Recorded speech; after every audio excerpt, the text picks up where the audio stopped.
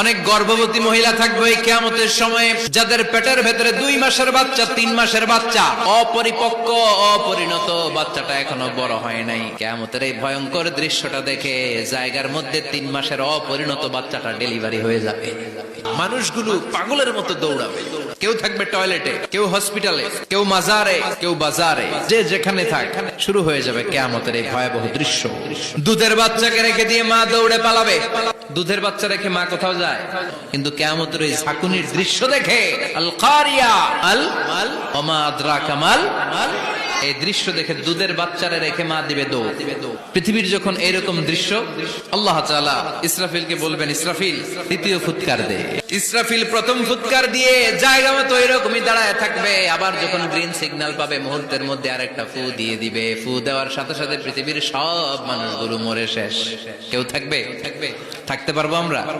থাকার জন্য আসছি।